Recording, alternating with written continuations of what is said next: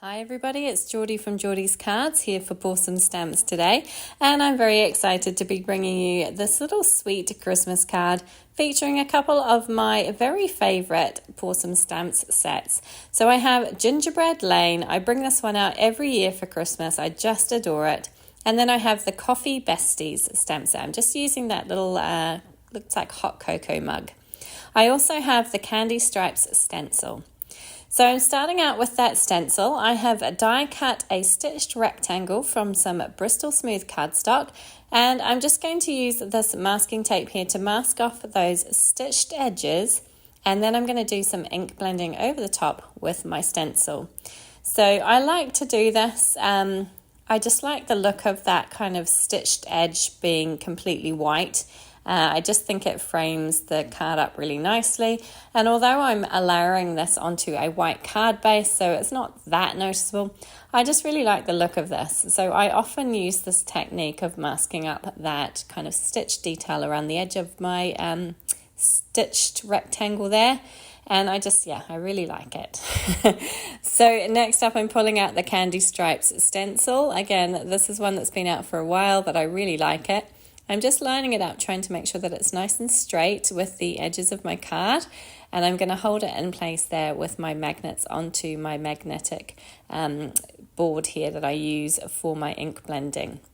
So I have pulled out the Lumberjack Plaid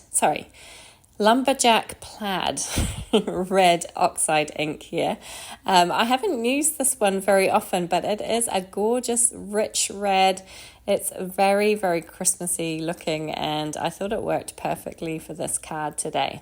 So I'm being quite generous with it here, and I'm following the direction of the stripes on my stencil, because this stencil, it can be, it's quite fine, so it can move around a little bit. So I'm trying to follow the lines of the stencil so that it doesn't shift around too much.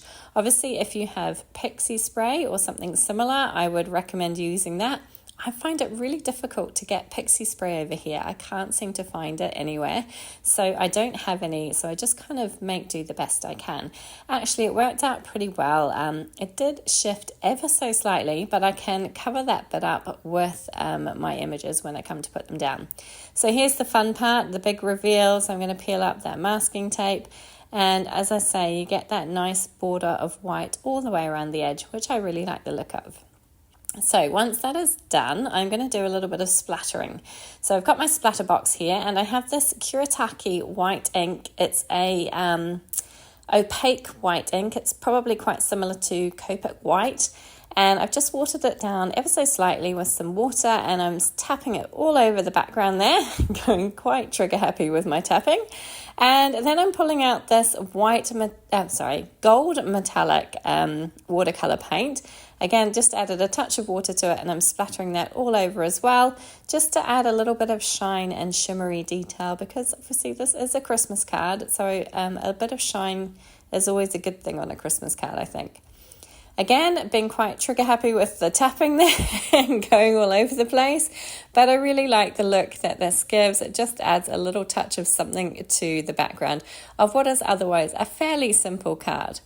So you can see all my lovely splatter details there. I'm going to pop this off to the side to dry while I do my colouring. So I've decided to go for pretty traditional Christmas colours in red and green. So I have G29, G17 and G14 in my Copic markers. Now, some of my Copic markers are getting quite dry. I do have a set of Ohuhus, which I am kind of using more often, but I've decided I want to try and use up my Copics as much as possible before doing like a complete switch over. So I still pull them out on occasion, and I obviously love my Copic markers, but I do just find it becomes rather expensive to refill them all the time, and the Ohuhus are kind of much better value. But using my Copics today, and I obviously know my Copic colour combinations a lot better than I know my Ohuhus yet. So I've used my Copics for many years now, and I do love them. So I do know my colour combinations quite well. And this green, I find it nice and festive, but it's got that touch of brightness that the G14 brings, so that it doesn't look too dark, and I really like that. But I do like to use 2 coats of this colour, because I find it just blends a bit bit better if you use 2 coats rather than just the one. So I do go back and repeat the colours twice each time, just to get that blend nice and smooth. So I'm colouring obviously my mug in the green here. I'm also going to add green to my little gingerbread man's shorts. Really struggling to speak tonight. So I wanted to stick with that kind of red and green Christmas colour combination.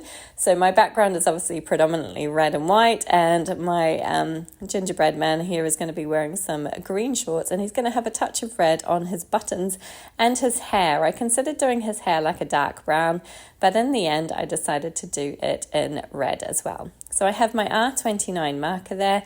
They're only tiny little pieces, so I'm not kind of doing any blending with any other colours.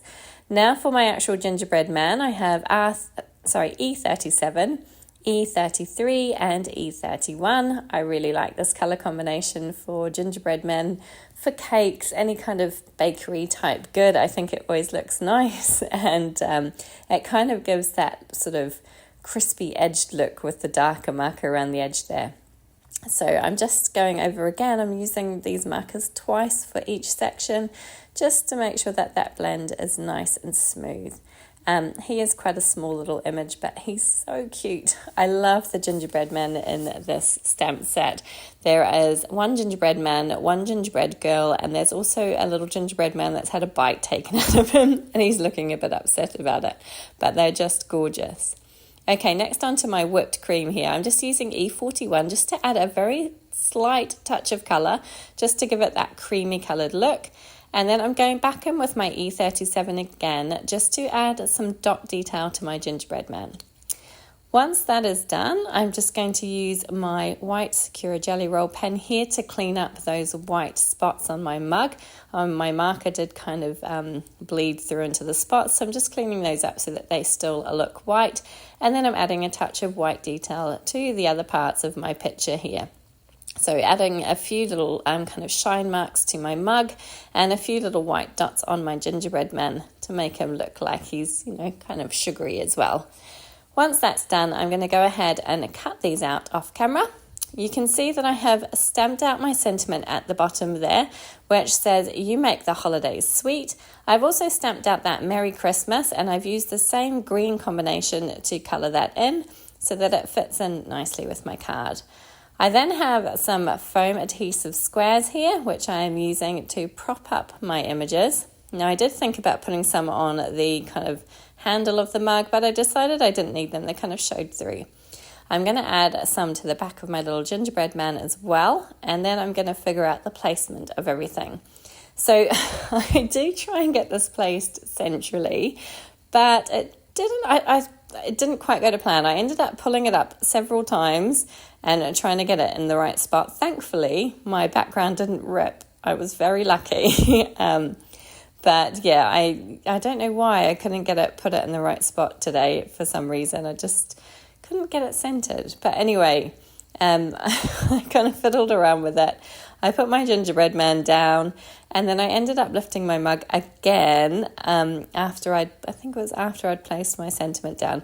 So I glued my sentiment flat up into that top left-hand corner there, so that I've got part of it in the top left and part of it in the bottom right.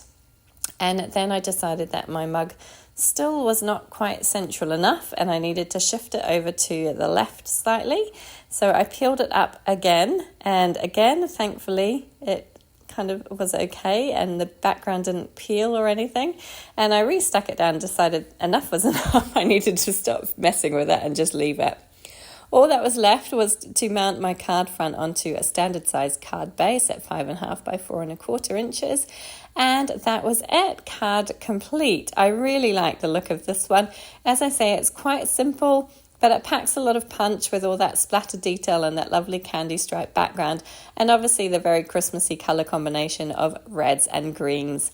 I hope you enjoyed this one today. If you did, please do give it a thumbs up.